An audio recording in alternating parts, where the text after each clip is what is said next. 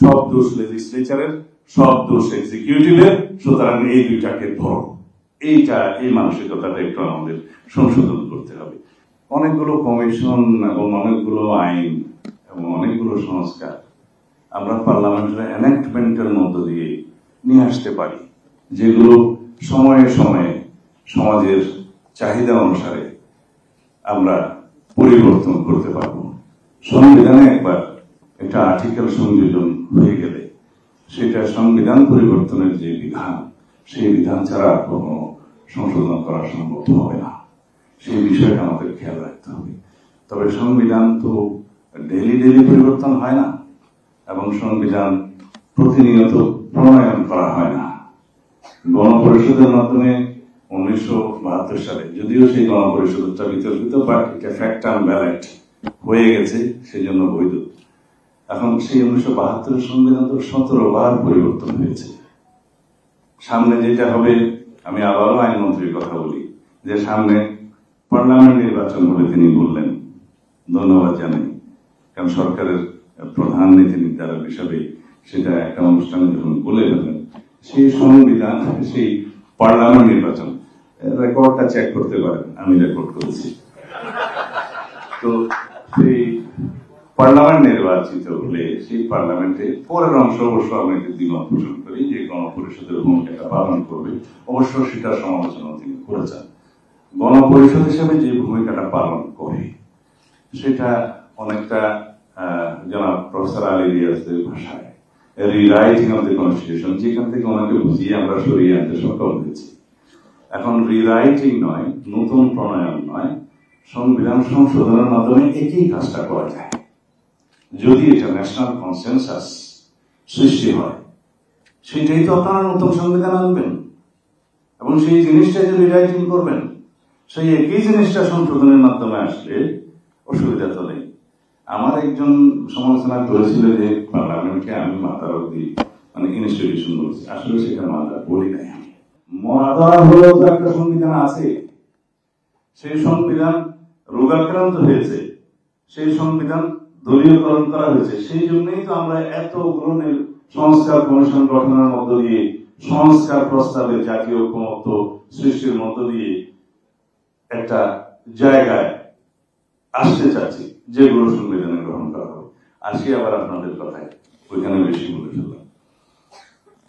যেই প্রস্তাবগুলো আপনারা করেছেন তার মধ্যে আমি দেখলাম 7টা হচ্ছে পলিটিক্যাল পার্টিসদের জন্য প্রযোজ্য আর কি এখানে, আর 2টা রোডম্যাপ সাজেস্ট করেছে সম্ভবত প্রফেসর আলী রিয়াজদের জন্য, যে কোন পদ্ধতিতে আপনারা এটা করবেন, অথবা বাস্তবায়ন পদ্ধতির জন্য। সেই জায়গায় আমি যাব না, বাস্তবায়ন আগে নয়, আগে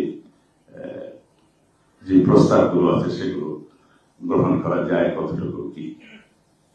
আমরা বিভিন্ন পর্যায়ে সংস্কার কমিশনের সাথে কথা বলেছি, সমাজের বিভিন্ন শ্রেণী পেশার মানুষের সাথে কথা বলেছি। আপনারা যারা জাতীয় বিবেক এবং এগুলো নিয়ে আপনারা বিভিন্ন ক্লাসের সাথে কথা বলে আপনারা যে সংস্কার প্রস্তাবগুলো প্রণয়ন করেছেন, এবং এই যে সেমিনার আয়োজনের মধ্য দিয়ে সবার মতামত গ্রহণ করার চেষ্টা করছেন, এই উদ্যোগকে আমি স্বাগত জানাই। আজকে আমরা এই একই জায়গায় এসে ফ্যাসিবাদ বিরোধী জাতীয় ঐক্যকে আমরা ধরে রাখবো, এটাই আমাদের শক্তি হবে।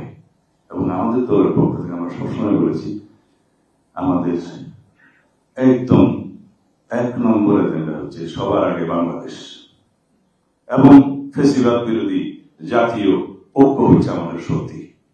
এবং এইখানে যে আমরা জাতীয় ঐক্যমত্য সৃষ্টির বিভিন্ন বিষয়ে একমত হতে পারলে সেটা হবে আমাদের ফলাফল। এবং এইখানে যে আমরা সবাই একই বিষয়ে ঐক্যমত হতে পারবো সত্য, সেটাও ঠিক নয়, বাট আমরা তো আলাপ করতে পারছি, আমরা একটা ডেমোক্রেটিক চর্চার মধ্যে দিয়ে আছি। এই বিষয়টা আমাদেরকে ধরে রাখতে হবে, এবং আমরা দ্বিমত পোষণ করার জন্যই তো গণতন্ত্র চেয়েছি, আমরা বহুমত প্রকাশ করার জন্য এই সংগ্রামটা করেছি। সেই জন্য যাদের ভূমিকা গুরুত্বপূর্ণ তাদেরকে আমি আগেই কংগ্রেচুলেশন জানিয়েছি, স্বাগতম জানিয়েছি। আমি এই অন্তর্বর্তীকালীন সরকারের পদক্ষেপ, যেটা আন্তর্জাতিক অপরাধ আদালতের যে আইন সেটা সংশোধনের মধ্য দিয়ে রাজনৈতিক দল হিসাবে আওয়ামী লীগকে বিচারের প্রক্রিয়া নিয়ে আসার যে সংশোধনীটা আনা হয়েছে সেটাকে স্বাগত জানাই। এই দাবি ফেব্রুয়ারির 5 তারিখে দলের পক্ষ থেকে আমি বক্তব্য দিয়ে সরাসরি উত্থাপন করেছিলাম। ফেব্রুয়ারির 10 তারিখে মাননীয় প্রধান উপদেষ্টার সাথে দলীয়ভাবে সাক্ষাৎ করতে গেলে লিখিতভাবে সেই প্রস্তাব আমরা মাননীয় প্রধান উপদেষ্টাকে দিয়েছি। এখানে আইনমন্ত্রী ছিলেন। সেখানে আমরা বলেছি গণহত্যা এবং মানবতা বিরোধী অপরাধের দায়ে আওয়ামী লীগকে রাজনৈতিক সংগঠন হিসাবে বিচারের আওতায় আনতে হবে। সেই জন্য আর্টিকেল 47 অনুসারে যা কিছু সংশোধনের প্রয়োজন সেটা সংশোধনে আনতে হবে। এবং এখানে সবচাইতে ভালো দিকটা হচ্ছে আর্টিকেল 47-এ যে সংশোধনী আনা হয়, যে আইন প্রণয়ন করা হবে, সেটার আওতায় যারা আসবে তারা আর্টিকেল 31 এবং 35-এর কোন মৌলিক অধিকারের সুযোগ পাবে না, আর্টিকেল 44-এর সুযোগ নিতে পারবে না, আর্টিকেল 102-এর সুযোগ নিতে পারবে না।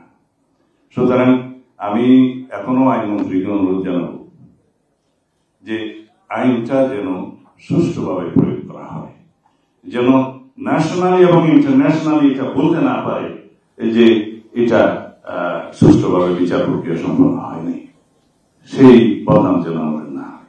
আর অন্তর্বর্তীকালীন সরকারের অন্তর্বর্তীকালীন সময়ের জন্য যে পলিটিক্যাল পার্টি হিসেবে আওয়ামী লীগ এবং তার অ্যাসোসিয়েটদের অন্যান্য অঙ্গ সংগঠনের কার্যক্রম নিষিদ্ধ করার জন্য যে বিধানটা করা হবে, সেই আইনে, সন্ত্রাস বিরোধী আইনে কিছুটা সংশোধনী আনতে মনে হয় হবে।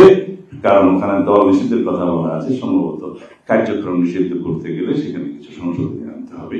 সেটা এনে তারপর প্রজ্ঞাপন হলে ভালো হবে। এটা হচ্ছে আমাদের পক্ষ থেকে এই জাতির আকাঙ্ক্ষার প্রতি শ্রদ্ধা।